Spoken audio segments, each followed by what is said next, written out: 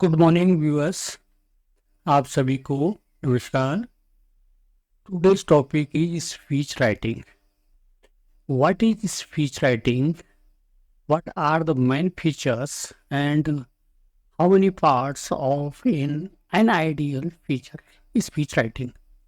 तो एक अच्छा स्पीच कैसे लिखें, कितने उसके पार्ट्स हैं, किस प्रकार से उसके जो फीचर्स हैं, जो करेक्टरिस्टिक्स हैं, उसके बारे में हम यहाँ पर चर्चा करेंगे। सर्वप्रथम हम बात करते हैं a perfect speech must consist of, यानी अगर कोई अच्छा स्पीच अगर हम लिखें तो उसके इतने पार्ट्स तो होने ही चाहिए। द हेडिंग शुड बी कैची।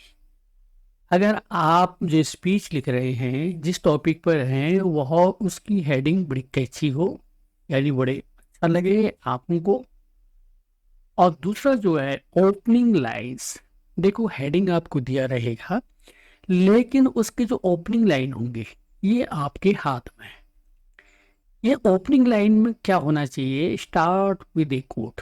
जब आप स्पीच लिख रहे हैं तो आप एक कोट से स्टार्ट करें। कोट का मतलब होता है यानी किसी ने पर्टिकुलर टॉपिक पर कुछ बहुत अच्छी बात या अपनी उसमें कही हुई है, तो on a particular point someone said a very very important thing. ठीक है, वो बहुत अच्छी बात कही है, तो उसको उसकी बात को आप इन्वर्टेड कॉमास के अंदर वैसे ही रखें, जिसे हम एग्जाम्पल में बहुत आसानी के साथ इजी वे में समझ लेंगे। ठीक हो गया?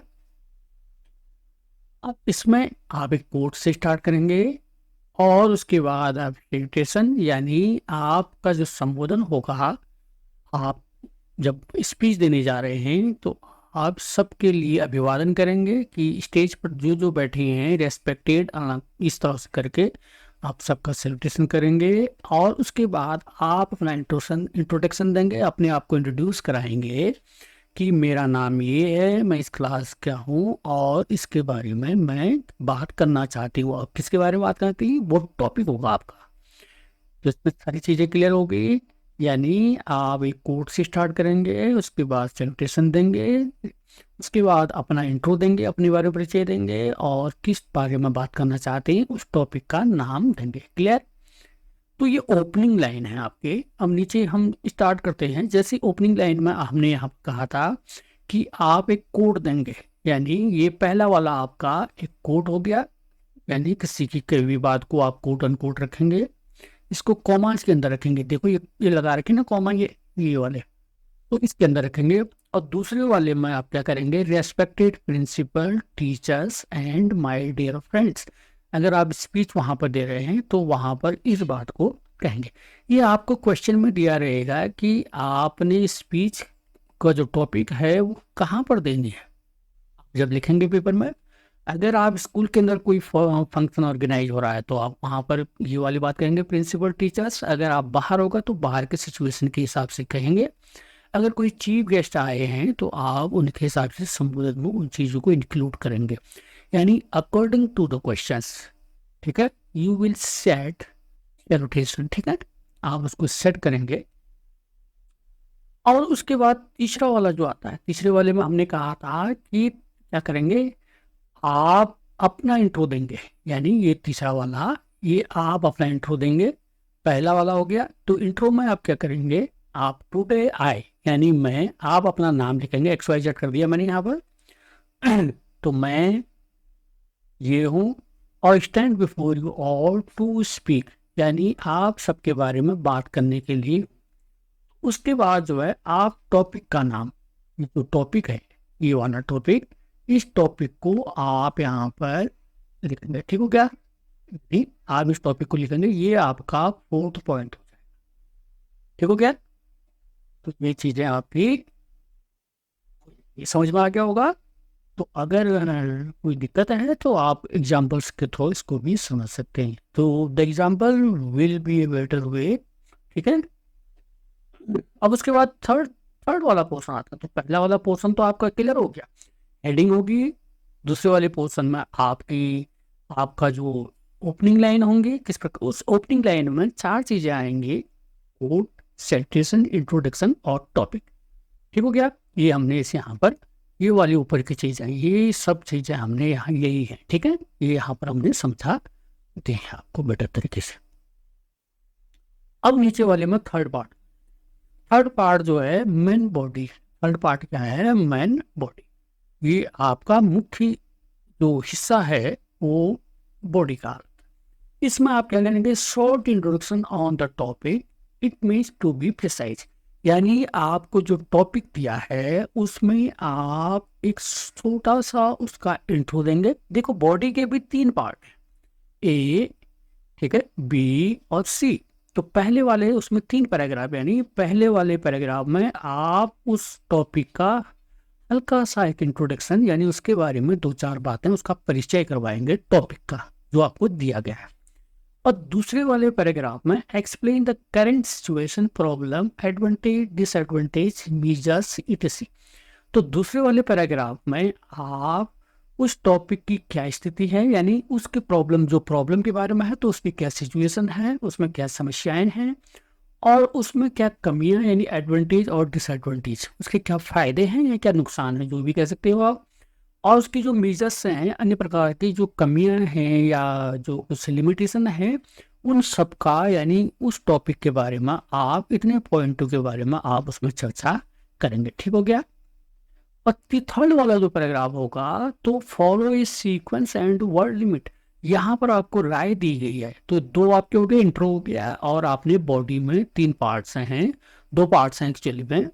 तो इसमें आपने ये बताना है और पहले में इंट्रो देना है। तो तीसरे वाले उसमें आपको ध्यान रखना, follow A sequence and word limits. तो 2 पैराग्राफों में आपने एक सीक्वेंस, आपने जो ये सारी चीजें, ये वाली चीज और ये वाली चीजें, सारी चीजें आपने लिखी हैं, उसका एक सीक्वेंस होना चाहिए, उसका एक क्रम होना चाहिए। और वहां पर ध्यान रखना है कि बहुत लंबा चौड़ा नहीं लिखना है। यानी क्वेश्चन में अगर आप लिखा है if in the question there clear the limits of words, तो आपको लिमिट, जो वर्ड्स लिमिट है, जो शब्द सीमा है जो बता रखी है, उसके दायरे में आपको बता हुआ होना चाहिए। ठीक, तो उसका ध्यान रखना है, उतना ही लिखना है। ये आपको एक सजेशन दिया गया है, ये कोई पैराग्राफ नहीं है। ठीक है, पैराग्राफ आपके 2 ही बने।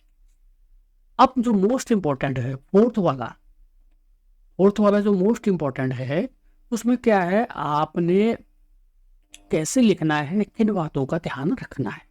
इसमें आपने ध्यान रखना है आपके जो स्ट्रॉन्ग पॉइंट है, हैं, आपने उन्हीं का ध्यान रखना है, उन्हीं को लिखना है। वीक पॉइंट नहीं लिखने। अपने स्पीच को बहुत ही अच्छे तरीके से क्या बनाना है, एक बहुत ही प्रभावपूर्ण, इंप्रेसिव बनाना है। ठीक है, इसका ध्यान रखना है। Feel free to give your personal opinion in 1 or 2 lines. अगर आप चाहें तो 1 या 2 लाइन में आखिर में अपनी पर्सनल ओपिनियन भी इंक्लूड कर सकते हैं। Do not deviate from the topic. आपने इस जो टॉपिक आपको दे रखा है उससे बिल्कुल भी इधर उधर नहीं होना है, उसी टॉपिक पर ही आपने चर्चा करनी है। ठीक हो गया। तो 5वीं जो चीजें हैं वो है सॉल्यूशन कंक्लूडिंग पैराग्राफ। इसमें आपके पास सॉल्यूशन होना चाहिए, यानी जो लास्ट पैराग्राफ लिखेंगे तो उसको आप अपनी तरफ से सुझाव देकर एक अच्छा कैसे बना सकते हैं, अपनी तरफ से आपकी क्या राय है, क्या सजेशंस हैं, उनको उसको इम्प्रोवाइज करने के लिए तो आप अपने सजेशंस वहाँ पर देंगे, ज़्यादा नहीं, बहुत ही प्रिसाइज में। ठीक हो गया। तो इस प्रकार से तो क्लियर हो गया डिबेट यानी डिबेट के जो पार्ट्स हैं, एक हेडिंग हो गया, पहला पार्ट उसका हेडिंग हो गया, दूसरा पार्ट उसके आपके ओपनिंग कैसे करनी है, और तीसरा पार्ट उसकी बॉडी हो गई, और चौथा पार्ट आपका क्या हो गया, कंक्लूजन हो गया। ठीक है, और आपने इसमें किन बातों का ध्यान रखना है ये आपके लिए यहाँ पर लिखा गया है। ठीक हो गया। तो अब हम एक सैंपल के द्वारा इसे समझ लेते हैं, बड़ी आसानी होगी। तो हमारा जो सैंपल एग्जाम्पल है, इंपॉर्टेंस ऑफ क्लीनलीनेस, यानी साफ सफाई की क्या क्या महत्व है। तो यहाँ पर जो है हम किसका कोट कर रहे हैं, जॉन वेस्ले। जॉन वेस्ले का एक कोट है, उसको हम यहाँ पर इंक्लूड कर। ठीक हो गया? क्या कहा उन्होंने? Cleanliness is next to godliness, यानी क्लीनलीनेस जो है आप ये ईश्वर के करीब है। अगर आप साफ और स्वच्छ हैं, जैसे गांधी जी ने भी कहा है, यानी स्वच्छता क्या है, यानी भगवान को बहुत ज्यादा पसंद है। तो उनके कोट से हमने शुरू किया। तो ये आपका इंट्रो हो रहा है यहाँ से। इसमें इंट्रो में क्या है? Good morning respected principal, teachers and my dear friends. तो ये स्कूल पर अगर आप स्पीच दे रहे हैं, लिख रहे हैं, आपसे प्रश्न में पूछा गया है तो स्कूल के हिसाब से तो आप इन चीज़ों को इंक्लूड करेंगे। रेस्पेक्टेड प्रिंसिपल, ये मैंने पहले ही कह दिया है, जिस प्रकार की सिचुएशन आपको पेपर में दी होगी उसी हिसाब से आपका सैल्यूटेशन भी, अभिवादन भी होगा। तो टुडे अपना, अब आपका इंटरव्यू आ गया। टुडे आई यानी मैं, मुकुल है तो लड़का है तो मुकुल, लड़की है तो Mahima, stand before you to highlight the importance of cleanness.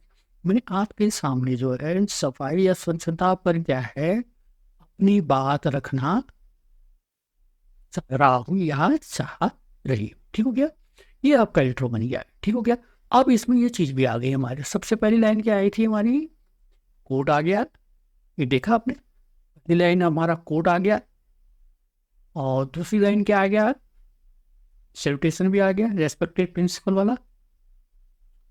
और तीसरा वाला जो इसमें ये देख रहे होंगे, आपका कोट आ गया, इसमें आपका सैल्यूटेशन भी आ गया, प्रिंसिपल माय डियर फ्रेंड, और इसमें आपका अपना परिचय भी आ गया।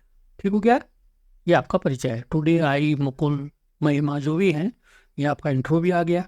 अब यहाँ से आपका शुरू होता है।